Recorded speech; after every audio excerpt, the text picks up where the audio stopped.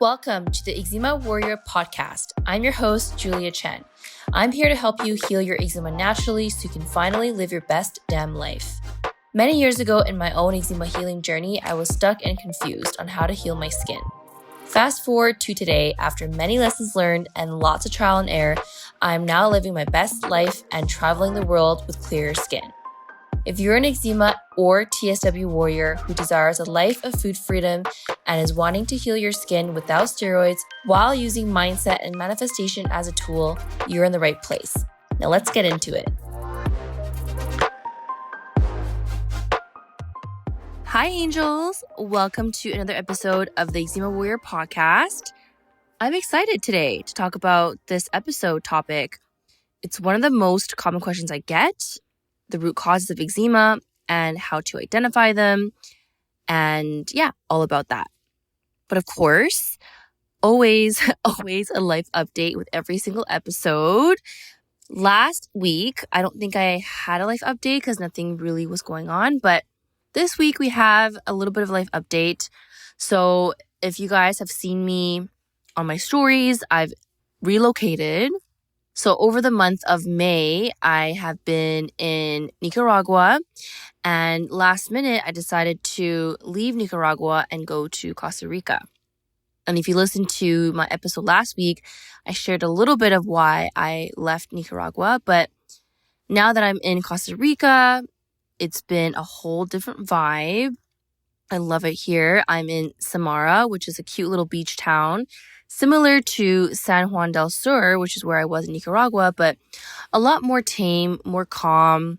Not a lot going on right now because it's actually low season, meaning that it's not the busy season for tourists and it's pretty chill, but it's exactly what I needed.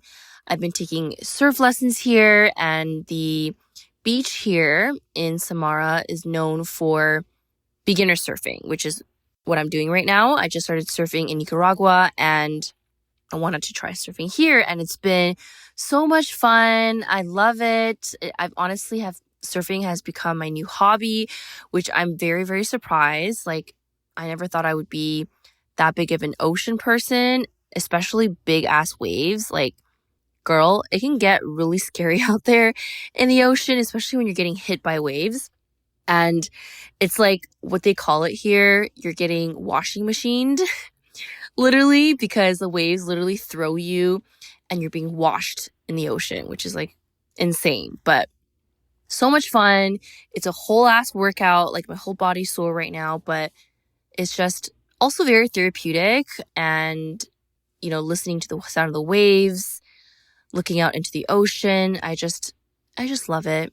And anyone who is a surfer here listening to my podcast or have taken surf lessons, you know how surfing can get really addicting. So I've literally been spending every single day here in Samara surfing. And of course, on other days, I've just been walking around town, trying new restaurants, drinking coffee, trying new coffee places, and then, of course, coaching my clients and doing work, like recording this podcast episode.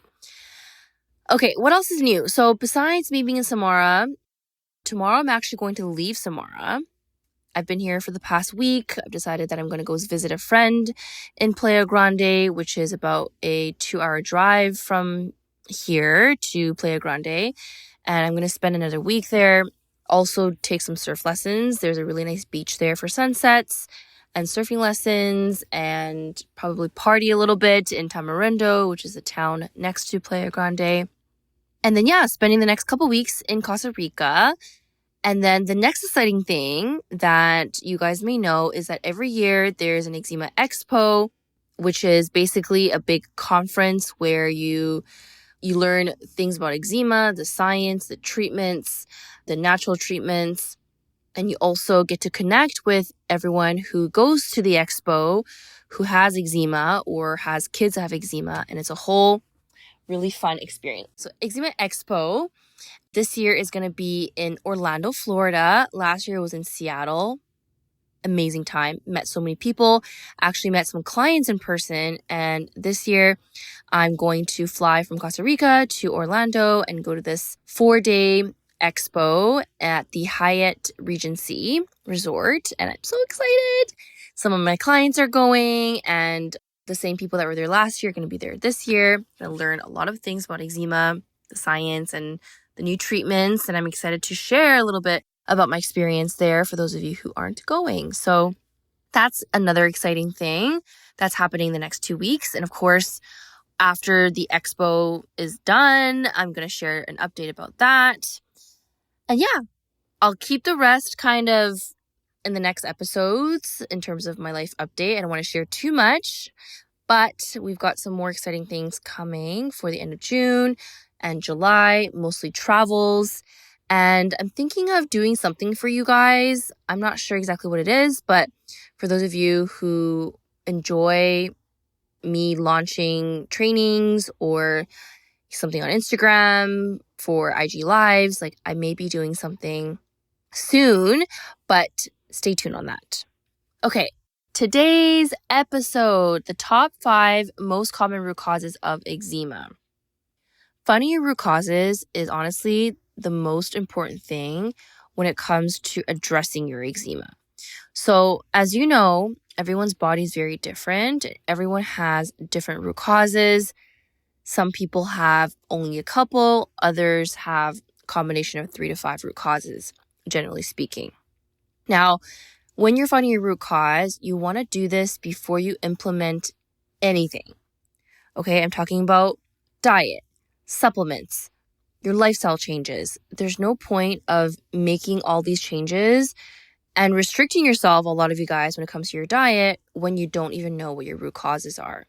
So finding your root cause is key, and that's why in this episode, I'm going to be sharing with you my top 5 root causes from experience, from seeing clients, and so you have an idea of what to focus on. The first root cause for eczema, and by the way, you guys, this isn't in order in terms of which one is more common or not, but just in general, what I've seen with my clients and from research studies, of course. So number 1 root cause is stress and mindset. Shocker, isn't it? 95% of my clients who are in my program, Clear Eczema, by the way, if you want to learn more about that, check out the show notes. There's a link to learn more about my signature group coaching program. 95% of my clients have stress as their top root cause. And how does this relate to your eczema? You guys may notice, for those of you who are a very stressed person, that when you are stressed, you tend to flare or you tend to itch more. Or maybe you already know that stress is your root cause and you're experiencing a flare right now because of stress. So how does stress affect your skin? When you are stressed, whether it's from work, relationships, your skin, TSW, anything that you're overthinking about is also a stress response as well. Your body is constantly in fight or flight mode. And think about a situation where you're running away from a bear. You're literally running for your life because if you don't run, you're going to die. So imagine the adrenaline, the hormones, the cortisol that gets released when you're running away from that bear. It's through the roof. And this is no different than when you were stressed out about a situation or overthinking, for example. Your body literally thinks that it is running away from the bear. So you have elevated cortisol, which is a stress hormone. And when you have elevated cortisol, this will cause inflammation all over the body. It can show up in your skin, which a lot of you may be experiencing, but in other ways as well. Headaches, digestive issues, hormonal changes, arthritis, like any inflammatory conditions will come up when you have elevated cortisol for a long period of time. Not only this, when you have elevated cortisol, your body releases histamines from mast cells. So mast cells are cells in your body, everyone has it. But when you have stress in the body, it causes the mast cells to destabilize, which causes the histamines to release. That's why a lot of people, when they go through stress flares or when they're stressed, they tend to itch more because histamine is being released out of the body.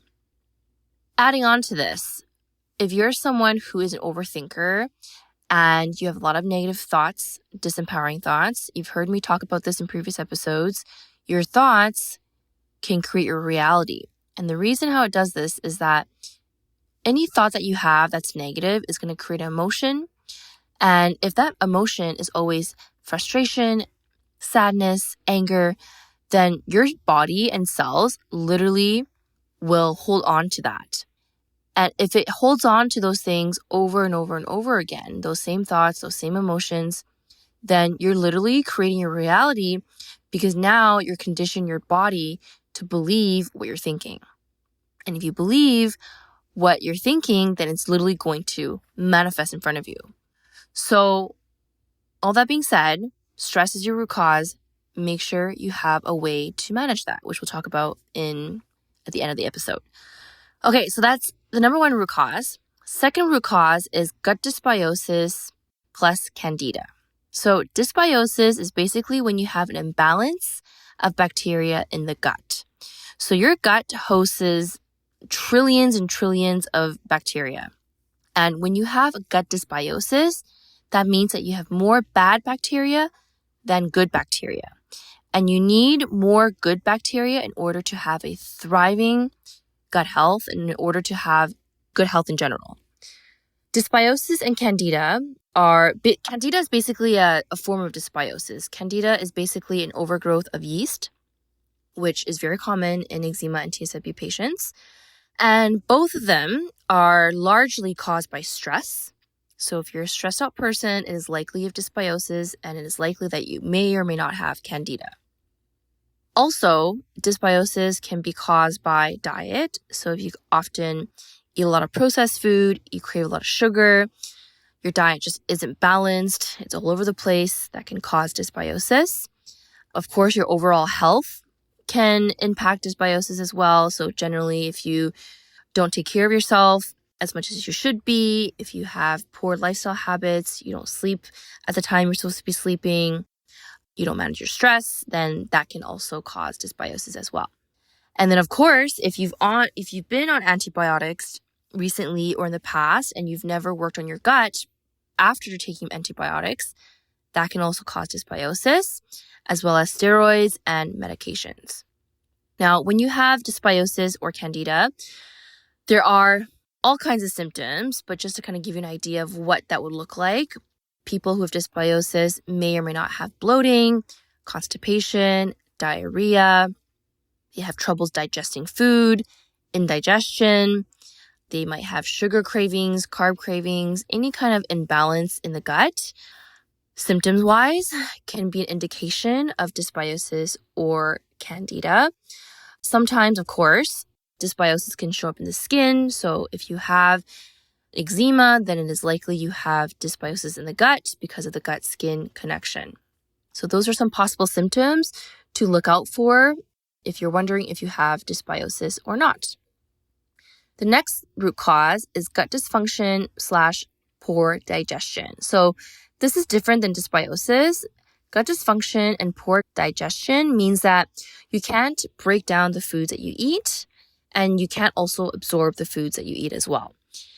You guys may have heard of the saying, you are what you eat. But actually, as dietitians, we actually say you are what you absorb. Because you can literally have the best diet, eat all organic, eat all these fruits and vegetables, have all this protein and healthy fats, but not absorb any of it. And if you don't absorb any of it, then you're going to have nutrient deficiencies and you're not going to be able to have a healthy gut as well. So some symptoms to look out for if you have gut dysfunction is maybe you'll notice food in your stool. You notice a lot of bloating, just overall indigestion. Maybe you're someone who eats really fast. If you eat really fast, you're not optimizing your digestion. Just generally feeling really full very easily. That means that you're not digesting as well. Okay, moving on to the fourth root cause, related somewhat to the gut dysfunction, but this one is called nutrient deficiencies. So when you're not absorbing and you're not digesting foods, you're going to have nutrient deficiencies because your body just simply isn't absorbing those nutrients. So it's important to work on your gut health. But the other reason why people develop nutrient deficiencies and is a common root cause of eczema is when you're fighting a debilitating condition, inflammation like eczema, or even worse, if you have TSW, your body is constantly burning nutrients, burning calories, burning protein, right? It's fighting for its life. So it's going to use up a lot of energy and calories and nutrients. And so when you're going through these two conditions, a lot of people end up developing deficiencies simply from just going through it. But to add on to that, many people who are trying to heal from eczema and TSW, they tend to unfortunately go towards some kind of diet. And a lot of these diets out there are quite restrictive and they do more harm than good. For example, elimination diets, salicylate diets, histamine diets. Of course, there's a time and place for them, short term, but what I've seen just in general, a lot of people are on these diets for way too long. And when you're on these diets for way too long and you're restricting yourself from the nutrients that you need for healing, then of course you're going to develop nutrient deficiencies. So some common nutrient deficiencies we see in practice: iron, vitamin D, B vitamins, magnesium. Those are the most common nutrients that are people that are deficient with. And B vitamins, particularly B12, but we do see it with other B vitamins as well. Reason because when you're stressed, your body actually depletes a lot of B vitamins. If you're not absorbing, you might not be getting enough iron from your food. Vitamin D, you can't actually get from food. Well, actually you can get from food, but usually it's not enough to meet your needs. So those are some nutrients to maybe consider looking into, maybe getting some testing done from your doctor just to see if you have any deficiencies. But very common, we see it in a lot of our clients, and it's definitely a root cause that I often work on with my clients. Okay, the last and final root cause is an overworked liver. So your liver is an organ just as important as every organ in your body, but it actually is connected to your eczema because your liver metabolizes, digests, filtrates food, blood, toxins, chemicals, everything in your body. It also stores vitamins and minerals. So it plays a huge role in the overall health of your body. And when your liver is not working optimally or it's overworked, then you're going to have issues with these functions. Now, one of the most common issues people deal with when it comes to eczema is something called salicylate intolerance. Salicylate is a naturally occurring chemical that's often found in food and some medications. And you may have heard people recommend it on the internet to go on a salicylate diet in order to heal your eczema. Now, what they don't actually talk about is that salicylate intolerance isn't a salicylate problem. It's actually your liver, one of the pathways in your liver, a particular detox pathway, isn't able to process the salicylates that you're eating from food. So this is why it's really important to work on your liver through food and through proper supplementation in order to get the pathways working efficiently. Now, I'm not going to recommend any specific supplements here because everyone's body is very different and it really depends on the person, but I would highly suggest looking deeper into supporting your liver naturally through food and through proper supplements, depending on what your needs are. And avoid going on restrictive diets without getting support from a licensed nutritionist or a dietitian like me. So an overworked liver is one of the top root causes for eczema. The symptoms with an overworked liver is kind of vague, but symptoms to look out for: if you itch at nighttime, specifically between 1 to 3 a.m., that could be a sign of an overworked liver.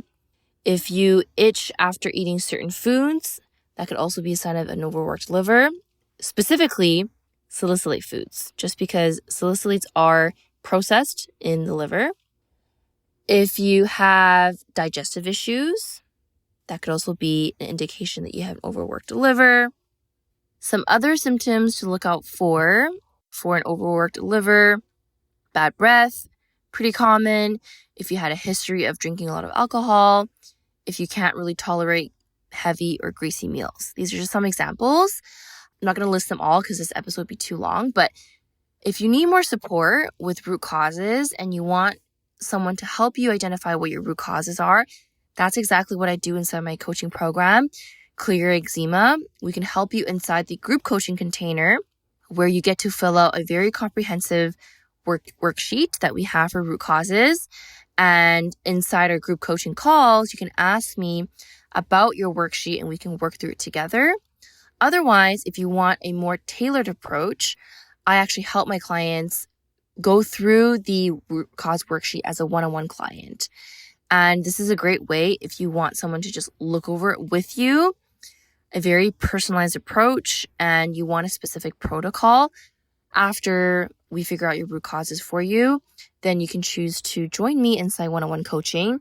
Right now, we're taking one client inside one-on-one coaching. So definitely there's a demand for one-on-one coaching since I want to focus a lot of my attention on my clients. So we're only taking limited spots. Otherwise, you can join us inside group coaching. Okay, back to the episode. So now that we know the top 5 root causes, stress and mindset, dysbiosis, gut dysfunction, nutrient deficiencies, and overworked liver, I'm going to quickly go over how to heal these root causes. Number 1, go back to the basics. Sometimes we often complicate how to heal our root causes. Don't overcomplicate things. Go back to the basics, meaning balancing your meals. Check out one of my episodes on that. I believe it's episode 16 on how to balance meals for eczema healing. Do your stress management properly. Lots of episodes on that if you need more help with journaling and mindset. Supporting your gut with the proper supplements. And please ask for help with this. Don't just take any kind of random supplements. Getting enough variety in your nutrition will help to support the gut as well.